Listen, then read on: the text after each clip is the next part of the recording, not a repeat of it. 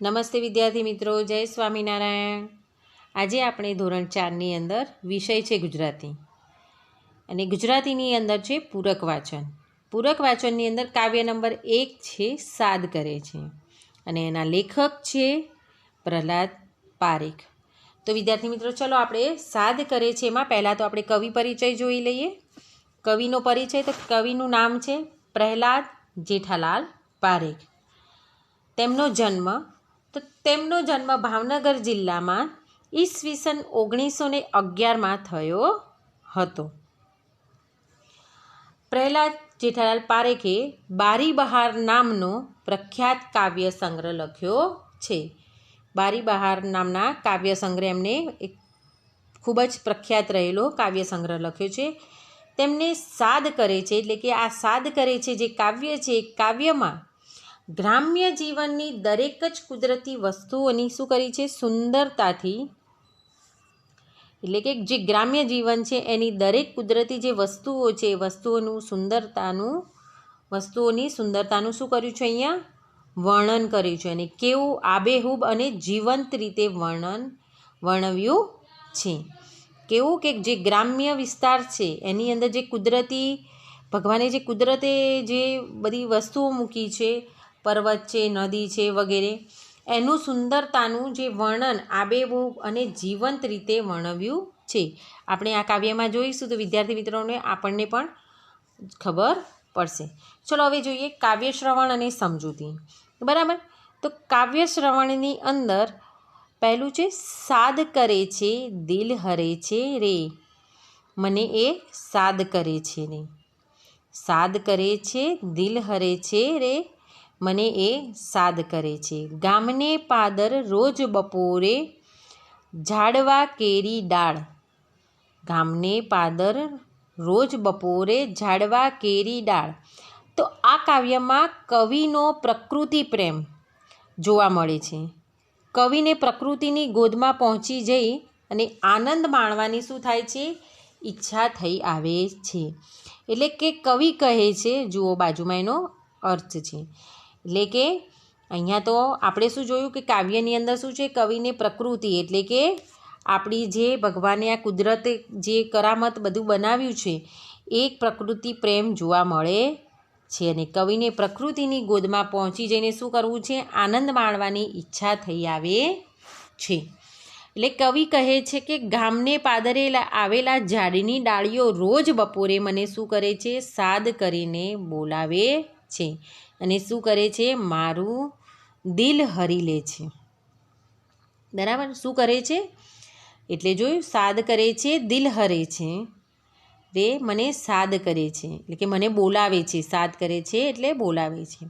ગામને પાદર રોજ બપોરે ઝાડવા કેરી ડાળ, એ કવિ કહે છે કે ગામને પાદરે આવેલી જે ઝાડવાની ડાળીઓ છે એ રોજ બપોરે મને શું કરે છે, સાદ કરીને બોલાવે છે, અને મારું દિલ હરી લે છે. હવે આગળ જોઈએ. સાદ કરે છે સાંજને ટાણે, સાદ કરે છે સાંજને ટાણે દૂરની ડુંગર માળ, દૂરની ડુંગર માળ મને એ ભણવા ટાણે સાદ કરે છે નાનકડું એ તળાવ. સાદ કરે છે સાંજ ટાળે દૂરની ડુંગર માળ, અને મને એ ભણવા ટાણે સાદ કરે છે નાનકડું એક તળાવ. તો સાંજના સમયે કવિને કોણ સાદ કરે છે, સાંજના સમયે ડુંગરની જે દૂરની જે ડુંગર માળ છે, એટલે કે ડુંગરની જે ટેકરીઓ આવેલી છે એ મને સાદ કરીને બોલાવે છે. ને જ્યારે મારો ભણવાનો ટાઈમ થાય છે ત્યારે એક નાનકડું તળાવ છે એ મને સાદ કરીને બોલાવે છે. બરાબર, સાંજના સમયે દૂરની ડુંગર માળ મને સાદ કરીને બોલાવે છે, મારા ભણવાના સમયને એક નાનકડું તળાવ મને સાદ કરીને બોલાવે છે. બરાબર, હવે આગળ જોઈએ. ત્રીજી છે કાવ્ય પંક્તિ. કામની વેળા રોજ બોલાવે, કામની વેળા રોજ બોલાવે એક એવો છે ઢાળ, મને એ નદીઓ કેરી ભેખડ પેલી, ખેતરો કેરી હાર. સાદ કરે છે જંગલ કેડી કેમ કરું હું વાર, મને એ સાદ કરે છે. એટલે કે કામની વેળા રોજ બોલાવે. એક એવો છે ઢાળ, મને એ નદીઓ કેરી ભેખડ પેલી, ખેતરો કેરી હાર. સાદ કરે છે જંગલ કેડી, કેમ કરું હું વાર, મને એ સાદ કરે છે. બરાબર. તો કવિ શું કહે છે આ 3જા નંબરની પંક્તિમાં કે મારા કામના જ સમયે એ જ ઢાળ ઢોળાવવાળો રસ્તો મને શું કરે છે, સાદ કરીને બોલાવે છે. જ્યારે મારો કામનો ટાઈમ થાય છે, કવિ કહે છે, એ જ સમયે જે ઢાળ ઢોળાવવાળો રસ્તો છે મને સાદ કરીને બોલાવતો હોય ને એવું લાગે છે. પેલી નદીઓની ભેખડો, ખેતરોની હારમાળા અને જંગલની કેડી મને શું કરે છે, સાદ કરીને બોલાવે છે. તો હું શું કામ વાર લગાવું? વાર એટલે કે વિલંબ કરું. એટલે કે જ્યારે પેલી નદીઓ, ભેખડો અને ખેતરો છે, ખેતરની હારમાળ એટલે કે અનેક ખેતર આવેલા હોય અને ખેતરની હારમાળ, અને જંગલની જે કેડી છે એ મને સાદ કરીને બોલાવે છે. અને આવી સુંદર પ્રકૃતિ હોય, જ્યાં આવી સરસ લીલીછમ બધી ઝાડવી આપેલી હોય, જંગલની કેડી હોય, આજુબાજુ જંગલ હોય, સરસ વૃક્ષો હોય, એવા મને જો સાદ કરીને બોલાવતા હોય આ કુદરતની પ્રકૃતિ આવી સરસ, તો હું શા માટે વાર એટલે કે વિલંબ કરું? એટલે કવિ કહે છે કે મને આ બધું બોલાવે છે તો હું વિલંબ કરવા માગતો નથી. આગળ જોઈએ. આબ અડે જ્યાં દૂર જમીને, આબ અડે જ્યાં દૂર જમીને, કોણ છુપાયું ત્યાં, કોણ છુપાયું ત્યાં, રોજ ઈશારે એ બોલાવે આવ, અલ્યા અહીંયા મને એ બોલાવે.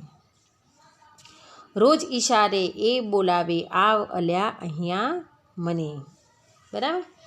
તો આમાં કહે છે કવિ કે દૂર જ્યાં આકાશ જમીનને અડે છે ને ત્યાં ક્ષિતિજે કોણ છુપાયું છે, એટલે કે દૂર આકાશમાં જે જમીનને અડે છે, દૂર આકાશમાં જમીનને અડે એટલે વિદ્યાર્થી મિત્રો શું થાય કે જ્યાં પર્વત, જ્યાં આપણને દૂર સુધી એકદમ સરસ સપાટ જમીન દેખાતી હોય, કે દરિયો હોય, તમે ઘણા જગ્યાએ જોયું હશે કે દરિયો જ્યાં જળ જ જળ હોય, જ્યાં સપાટ જમીનને જમીન જ હોય, ત્યાં આકાશ આપણને કેવું લાગે છે, ત્યાં આકાશ અને જ્યારે જમીન એકબીજાને જાણે અડતા હોય એવું આપણને ભાસ થતો હોય છે. એટલે કે દૂર જ્યાં આકાશ જમીનને અડે છે ને ત્યાં ક્ષિતિજે કોણ છુપાયું છે એ પણ મને રોજ હવે ઈશારો કરીને બોલાવે છે. કહે છે અલ્યા અહીં આવ.